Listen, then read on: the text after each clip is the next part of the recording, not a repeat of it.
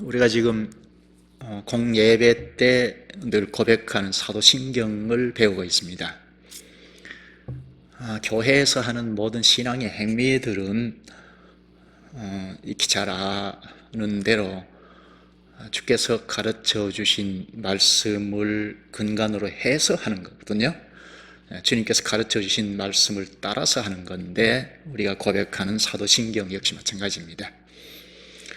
주께서 뭐라고 말씀하시는지, 그러니까 기도, 찬송, 헌금, 예배, 이 모든 행위들이 성경에 근간을 두고 나온 것이다 하는 것을 쭉 지금까지 배웠지 않습니까?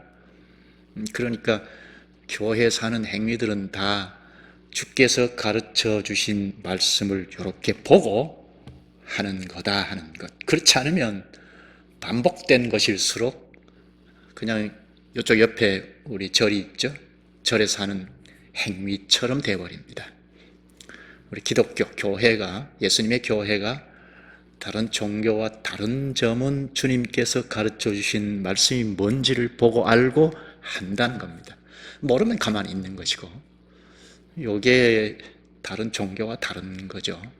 그래서 우리는 지금 계속 말씀을 이렇게 들여다보고 있는데요. 우리가 고백하는 신앙 고백도 역시 말씀에서 뭐라고 하는가 하는 것을 보는데요. 오늘은 이 사도신경 순서를 따라서 장사한 지, 예수님께서 장사한 지 사흘 만에 죽은 자 가운데서 다시 살아나시며, 이거죠. 예수님께서 죽으셨는데 부활하셨다 하는 고백이죠. 장사한 지 3일 만에, 3일만, 이거보다는 40날에, 이게 좀 더 좋은 번역이겠습니다. 3일만이면 계산해보면 한 72시간 만에 부활하셨다, 그렇게 되는데 72시간이 안 되죠. 그래서 40날에 죽은 자 가운데서 부활하셨다, 그게 좀 낫겠다 싶어요. 사흘째 되는 날이죠. 금요일 오후에 죽으셨는데 토요일 지나서 오늘 주일 아침에 부활하셨으니까 사흘째 되던 날 부활하셨다. 그래서 40날에 더 낫지 않을까 싶어요. 예수님께서 부활하셨다 하는 건, 이건 역사적으로 없는 일인데요. 사람이 부활했다 하는 건 있을 수 없는 일인데, 우리는 하나님께서 가르쳐 주신, 또는 그리스도께서 가르쳐 주신 말씀을 믿는 자들이니까 말씀에서는 부활하셨다 하는 것을 가르치는데, 예수님께서 부활하신 건 그를 따르는 자들, 믿는, 그리스도를 믿는 우리의 부활을 보증합니다. 예수님의 부활은 참 성도들의 부활을 확실하게 보증합니다. 우리 이렇게 아는 것이지만 설교를 끝까지 들어보면 좀 더 명료해지겠습니다. 부활을 말할 때는 반드시 죽음이 전제가 되죠. 죽지 않은데 부활했다 하는 건 맞지 않죠. 죽었는데 다시 살아나셨다 하는 겁니다. 그럴 수 있을까? 우리 사람의 상식으로는 죽었다가, 정말 완전히 죽었다가 다시 살았다, 있을 수 없는 거죠. 상식적으로는 납득이 안 됩니다. 이제 성경을 이렇게 보면 죽었다 하는 것이 확실하고 부활했다 하는 것이 확실하거든요. 오늘 부활을 볼 텐데, 죽음에 대해서는 지난 시간에 보았죠. 근데 성경을 믿지 않는 사람들, 철저하게 성경을 이렇게 보고 믿지 않는 사람들은 부활했을까? 의구심을 갖죠. 불신자는 더 하죠. 사람이 어떻게 죽었다가 살 수 있을까? 근데 우리 지난 시간에 보았죠. 확실히 죽었다 하는 것을 몇 분이 직접 확인했던 걸 보았죠.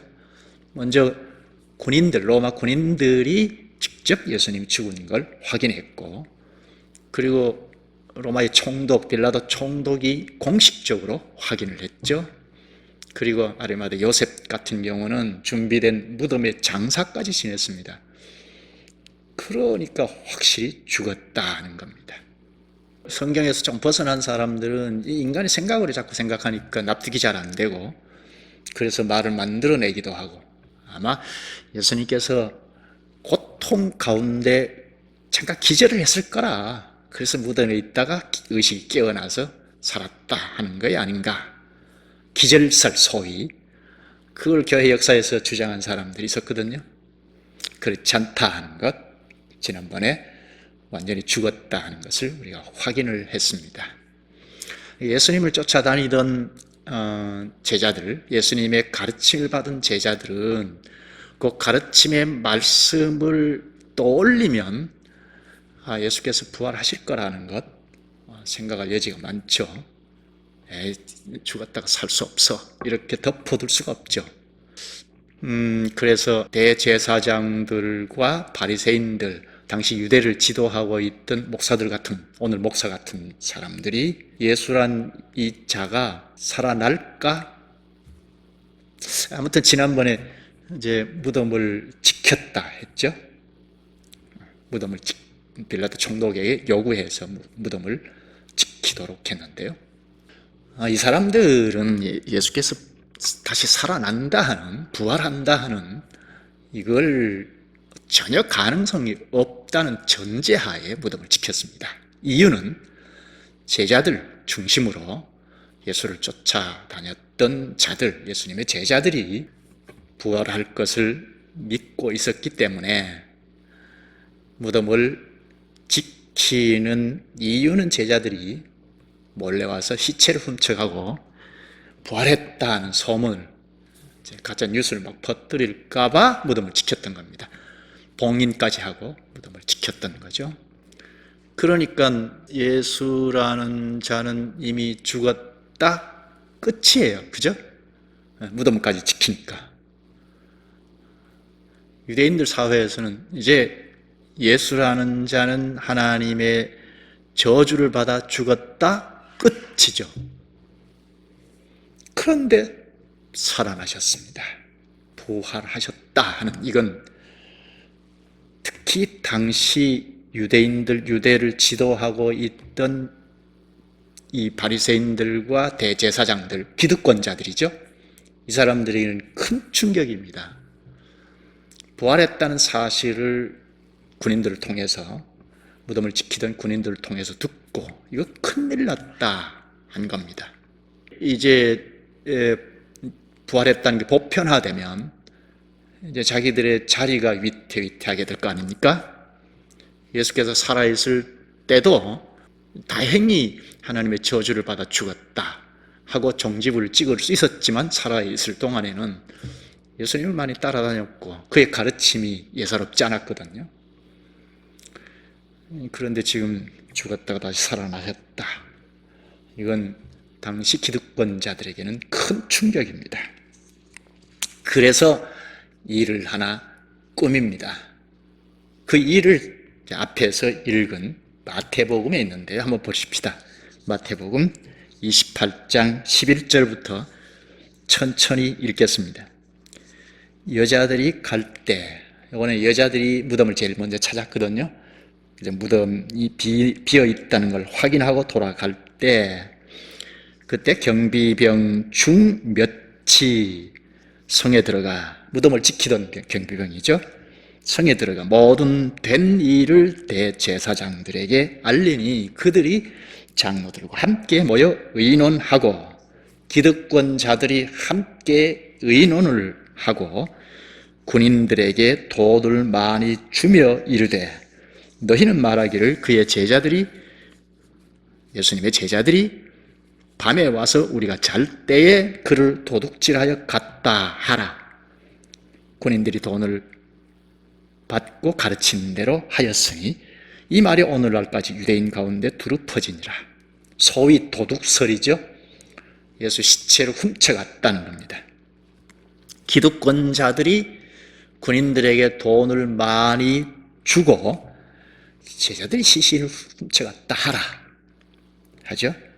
돈을 받은 군인들은 시키는 대로 했습니다. 우리가 무덤을 지키고 있는데 잠자는 동안 제자들이 시체를 훔쳐 가버렸다 한 겁니다. 그럴듯하죠. 요 이야기가 먹혀들까요? 우리는 주께서 가르치신 말씀을 보고 믿어야 하죠. 그게 정확하죠. 부활 문제, 다시 살아나셨다는 문제는 사복음서에 다 말하는데 죽고 다시 사신 것을 조금 더 봅시다. 요한복음으로 가시죠. 요한복음 본문 20장으로 가시죠. 20장 1절 2절을 좀 보십시다. 안식 후 첫날 일찍이 아직 어두울 때에 막달라 마리아가 무덤에 와서 돌이 무덤에서 옮겨진 것을 보고 시몬 베드로와 예수께서 사랑하시던 그 다른 제자에게 달려가서 말하되 사람들이 주님을 무덤에서 가져다가 어디 두었는지 우리가 알지 못하겠다 하니 마리아가 먼저 무덤을 찾았죠. 근데 무덤 문, 봉인된 무덤 문이 이제 바위로 아마 이렇게 봉인해 놓은 것 같은데요. 굴에다가 그 당시에는 무덤이 굴이죠. 우리나라는 땅에다가 파서 묻는데, 그리고 이 바위나 이렇게 돌문을 가리고 봉인해 놓았는데 그게 굴러져 떨어졌습니다. 그래서 이렇게 보니 무덤이 빈 무덤인 것을 알고 화들짝 놀라서 제자들에게 가서 베드로와 요한에게 가서 이야기합니다. 쭉 보면 무덤이 비어 있다 하고 하는 말을 듣고 베드로와 요한이 무덤을 급히 찾았습니다. 막 달려가서 보니 무덤이 비어 있습니다. 비어 있는 무덤을 확인한 베드로와 요한은 집으로 돌아갑니다. 쭉 내려가서 11절에 보면 마리아는 무덤 밖에 서서 울고 있습니다. 그때 부활하신 예수님이 나타나셨습니다. 이렇게 보니까 예수님인데 이때는 아직 마리아가 예수님인지 모릅니다. 예수님이 마리아야 하고 부르자 돌이켜보니 예수님인 줄 알았습니다. 이것이 부활 후에 첫 번째로 나타나신 일입니다. 예수님을 본 마리아는 좀 쭉 내려가서 18절에 막달라 마리아가 가서 제자들에게 내가 주를 보았다 하고 또 주께서 자기에게 이렇게 말씀하셨다 이러니라. 제자들에게 부활하신 예수님에 대해서 말합니다. 첫 번째 마리아에게 나타나셨고, 그리고 그날 안식 후 그날 첫날 그날 오후에 예수님이 제자들에게 나타나셨습니다. 쭉 내려가서 19절을 한번 볼까요? 이날 곧 안식 후 첫날 저녁 때에 제자들이 유대인들을 두려워하여 모인 곳에 문들을 닫았더니 예수께서 오사 서서 이르시되 너희에게 평강이 있을지어다. 제자들이 유대인들이 두려워서 문을 꼭꼭 걸어 잠그고 있었습니다. 그런데 예수님이 그 벽을 뚫고 들어오셔서 부활하신 예수님이 제자들에게 평강이 있을지어다 합니다. 쭉 보면 20절에 보면 이 말씀을 하시고 손과 옆구리를 보이시니 제자들이 주를 보고 기뻐하더라. 못자국을 못 박혀 죽으셨으니까 못자국을 보이니까 제자들이 예수님인 줄 알고 기뻐했습니다. 예수님이 이런 식으로 부활 후에 약 한 11차례 정도 나타나셨습니다. 부활하신 후에 40일간 이 땅에 계시면서 한 11차례 나타내시고 부활의 뜻을 가르치시고 그리고 하나님 나라의 도리를 마지막까지 다 가르치셨습니다. 죽은 사람이 다시 살아났다, 부활했다 하는 건 이 세상 역사에서 없죠. 기절했다가 깨어났다는 건 있을 수 있겠는데, 물론 성경에 보면 완전히 죽었다가 살아난 사람 있죠. 나사로 같은 사람, 그렇죠? 구약에는 사르밧 과부의 아들 같은 사람, 또 수넴 여인의 아들 같은 사람, 죽었지만 살아났죠. 그런데 살아나서 안 죽을 몸은 아니었고 다시 죽었죠. 다시 살아났지만 죽을 몸으로 살아난 겁니다. 그러나 예수님은 두 번 다시 죽지 않을 몸으로 살아나셨죠.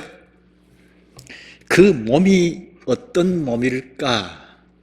방금 보았지만 굉장히 신비한 몸이죠. 영광스러운 부활의 몸체이고 신비한 몸입니다. 앞에서 본 것처럼 유대인들이 두려워서 문을 걸어 잠그고 있는데 그 벽을 뚫고 이렇게 들어오셔서 평강이 있을지어다 합니다. 이건 신비한 일이죠. 그런데 그 몸이 제자들이 못자국이 있는 손과 옆구리를 제자들에게 보여주시었습니다. 그리고 의심이 아주 많은 도마에게는 못자국을 직접 보고 만져보라 하셨습니다. 그리고 본문 29절에 쭉 가서 보면 예수께서 이르시되 너는 나를 본고로 믿느냐? 보지 못하고 믿는 자들은 복되도다 하시니라. 이 같은 말씀을 보면 부활하신 예수님의 몸 상태, 몸이 매우 신비롭다, 영화로운 몸인데 그러나 만질 수 있고, 그렇죠? 못자국도 그대로 있고, 그런데 신비로운 몸이다 하는 것은 이 문을 걸어 잠그고 있는데도 하나 장애를 받지 않고 쑥 들어오셨다가 가르치기도 하고 호련히 떠나시고 하신 거란 말입니다.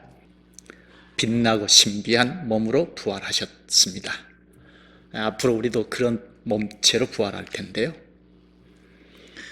예수님께서 부활하신 것을 본 제자들은 완전히 의식이 바뀌어졌습니다.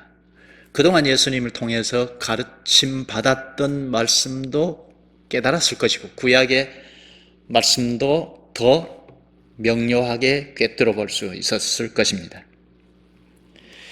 예수님께서 40일 동안 계시면서 하나님 나라의 도리를 더 가르치시고 특히 부활의 뜻을 가르치셨기 때문에 제자들은 완전히 의식이 바뀌어졌습니다. 물론 예수님께서 깨우쳐 주셨고 그리고 성령께서 깨닫게 하셨기 때문에 제자들의 의식의 변화는 획기적이다 할 수 있습니다. 사도행전 2장을 보면 잘 알 수 있죠.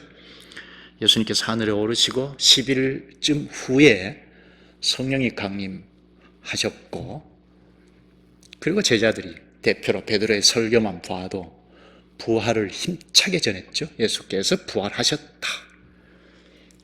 그 회중들의 대상이 유대인들이니까 니들이 십자가에 못 박아 죽인 하나님의 저주를 받아 죽었다 했던 그 예수께서 부활하셨다 하고 전했습니다. 요 설교는 목숨을 내놓은 설교이죠. 성경을 우리가 밋밋하게 보게 되면 잘 의식할 수 없지만 이 예수께서 부활하셨다 하는 이건 목숨을 내놓은 설교입니다. 우리 돌아가셔서 사도행전 2장부터 쭉 끝까지 사도행전 끝까지 봐도 되겠는데 부활을 전했다는 건 당시로 가면 죽음이죠. 사도들은 결국은 순교했는데 그만큼 의식이 바뀌어지니까 죽음도 두려워하지 않았죠. 유대인들 사회에서는 예수가 성전 모독죄라든지 지난번에 본 것처럼 또 예수가 하나님이라고 했으니까 신성 모독죄라든지 이런 죄목을 붙여서 십자가 나무에 달았는데 구약을 보니 나무에 달린 자는 하나님께 저주를 받았다 하는 거란 말입니다. 그러니까 당시 유대 사회에서는 당시 하나님의 말씀에 비추어 보니 하나님께 저주받아 죽은 자다.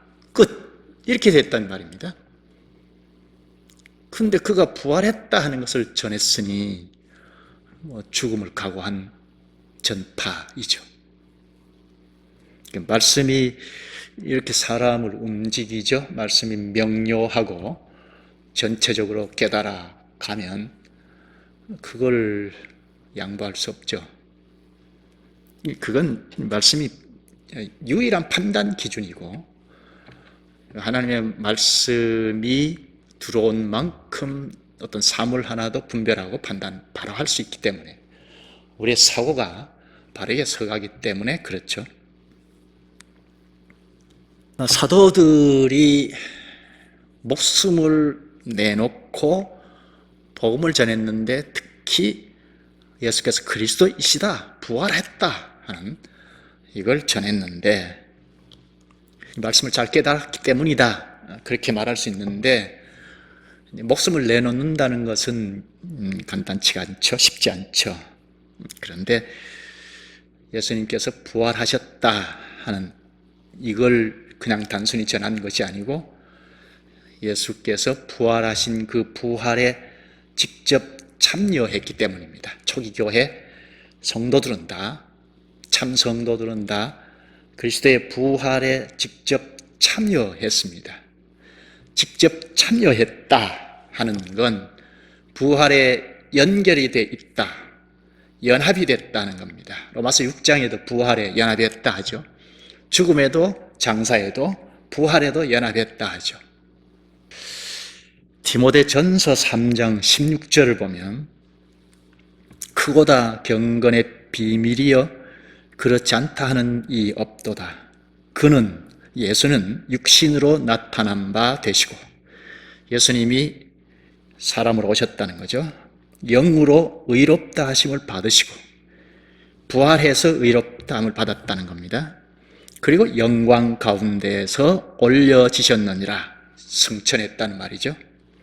특히 여기 부활하심으로 예수님은 의롭다 하심을 받았느니라 하죠. 예수님의 부활은 의롭다 하심을 받으신 겁니다. 예수님 본래 의롭죠. 하나님이시니까 의롭죠. 육신의 몸을 입고 이 세상에 사실 때도 죄인이 아니었죠. 의인이니까 의롭습니다. 그런데 하나님 아버지께서 예수님에게 의롭다 칭하셨습니다. 왜 그랬을까요? 십자가에 우리 죄를 짊어지고 대신 십자가에서 심판받으셨죠. 하나님께서 진노하시고 심판하심으로 하나님의 의가 만족이 되신 거죠. 공의가 만족이 되셨죠. 하나님은 죄를 용납할 수 없는데 죄를 짊어지신 예수이니까 용납이 안 되고 심판하셨던 겁니다. 그래서 하나님이 만족하신 거죠. 하나님이 만족하셨으니까 무덤에 있는 예수를 그냥 두실 수 없죠. 예수님 스스로도 하나님이시니까 일어나실 수 있고, 아버지 하나님께서 의를 만족해 하셨으니까 무덤에 그냥 두실 수 없고 일으켜 세우신 거죠. 부활케 하심으로 과연 의롭다 선언이 된 겁니다. 이렇게 의를 선언하신, 그러니까 부활하신 예수님은 하나님 아버지로부터 의롭다 함을 받은 거죠. 본래 의로운데 의롭다함을 받았다. 왜죠? 우리를 대신한 진노를 받으시고 의를 얻으셔서 우리에게 주신 겁니다. 우리를 대신한 진노를 받으심으로 하나님의 공의가 만족이 되셨고, 의롭다 칭함을 받은 예수님께서 본인이 의로우시니까 그 의를 우리에게, 예수님에게 연결이 된 참 신자들에게 주신 겁니다. 그러니까 예수님의 제자들, 그리스도에게 연합이 된 수족들은 다 의롭다 하는 겁니다. 우리 스스로가 의롭지 않잖아요. 의롭게 될 수 없죠. 근데 예수께서 부활로 의롭다 칭함을 받은 걸 우리에게 건네주셨기 때문에 우리가 의로운 사람이죠. 예수님께서 부활에서 얻으신 의를 우리에게 주셨고, 또 부활로서 얻은 생명을 우리에게 주셨습니다. 또 하나는 그리스도의 부활이 우리의 부활을 보증합니다. 예수님의 부활은 한 사람의 문제가 아니고 예수님에게 연결이 된 자들의 부활을 확실하게 보증합니다. 설교 시작하면서 그 말씀드렸죠. 예수님이 부활했다 하는 것은 참 성도들의 부활을 확실하게 보증합니다.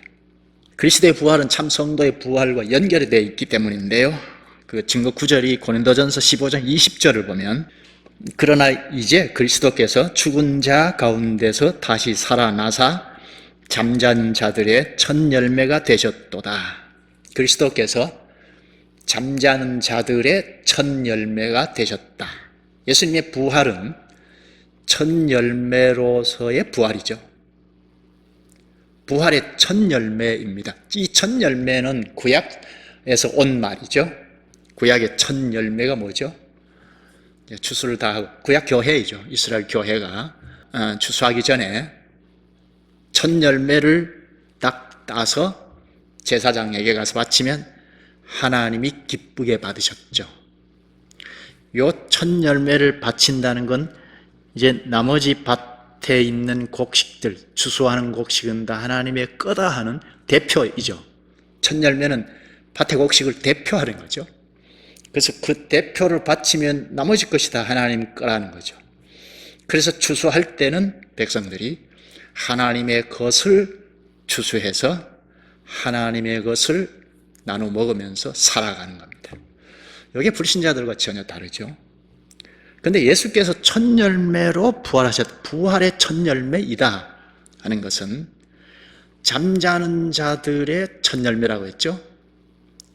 예수님에게 연결이 되어서 일어날 자들의 첫 열매.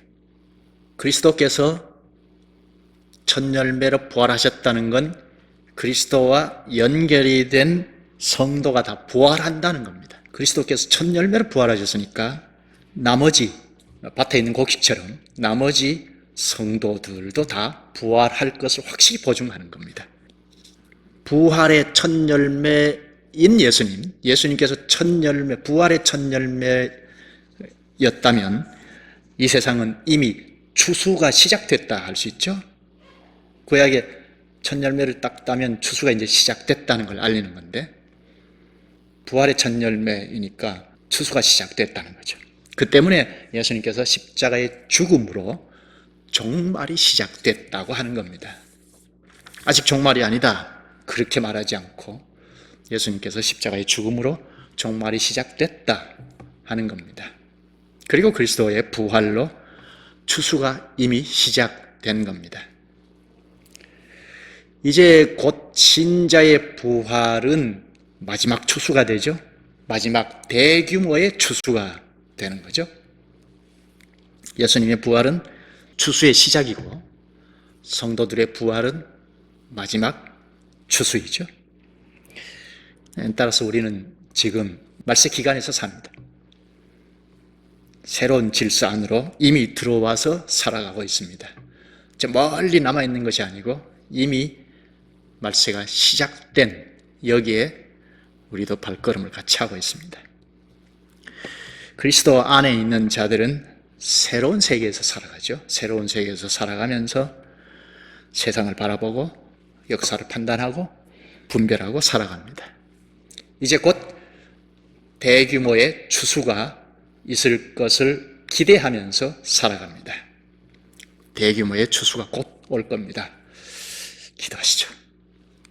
자비하신 주님, 주님께서 그리스도를 죽은 자 가운데서 다시 살리심으로 의롭다 선언하고 취득하신 그 의를 저희에게 주심으로 저희도 의의 길을 걸어갈 수 있어서 참으로 감사할 뿐이옵나이다. 또한 부활로서 얻으신 생명을 저희에게 주심으로 저희도 이미 이 땅에서 그리스도의 뒤를 따라 생명의 길을 가게 되옵나이다. 또한 첫 열매로 부활하신 그리스도의 은혜로 거기에 속한 저희도 이미 부활에 참여하여 새로운 질서 세계를 살아가게 되오니 감사옵나이다. 그리스도께서 첫 열매로 부활하셨기에 이미 추수가 시작되었고 종말이 시작되었기에 저희는 이제 새로운 질서 세계에 참여하여 살아가고 있음을 늘 의식하고 사물을 분별하고 판단하고 힘차게 살게 하시옵소서. 예수님 이름으로 기도하옵나이다. 아멘.